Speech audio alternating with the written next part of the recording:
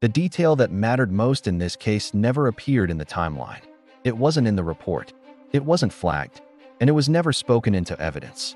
It happened before the interview officially began, before the first question, before the recorder was acknowledged, before anyone believed the story had started. This is Arcane Echo True Crime. And this is the detail that occurred before the camera rolled.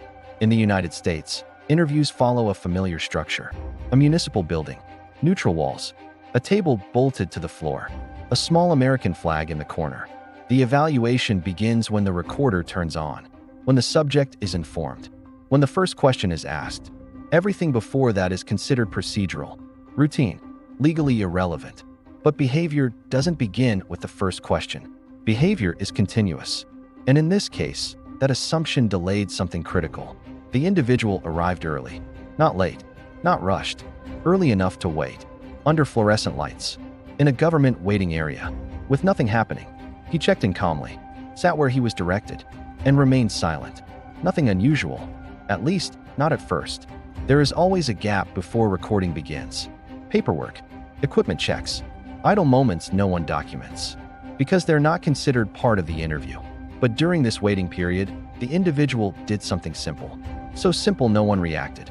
He adjusted his position, not randomly, not repeatedly, the same way, every time. A small movement, subtle, consistent. At the time, it meant nothing. Investigators are trained to look for change. Raised voices, shifted posture, emotional spikes. But consistency can be just as revealing, especially when it appears only at specific moments. The movement was never written down. No report mentioned it. No transcript captured it. Because no one believed it mattered. Until someone noticed when it happened. Not after the recorder was on. Not during questioning. Before. When earlier footage was reviewed, investigators didn't start with the first visible frame. That's when the pattern appeared. The same adjustment.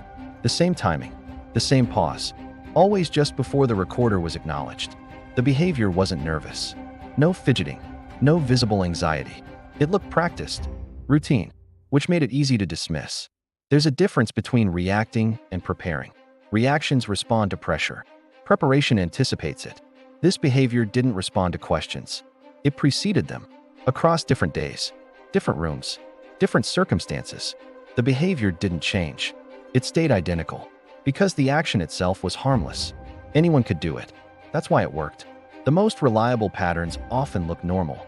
Over time, investigators understood its purpose. Not calming, not nerves, orientation, as if the individual was aligning himself with a version of events he already planned to repeat. From that moment on, interviews were no longer viewed as isolated moments. They were viewed as performances, with a setup phase, and the setup mattered. No accusation followed, no confrontation. Instead, investigators changed the process. They shortened the waiting period, shifted when rights were acknowledged, altered when the recorder was introduced, and something subtle happened. The behavior changed. For the first time, the adjustment hesitated. And hesitation was enough, because words can be chosen. But behaviors that occur before awareness are harder to control.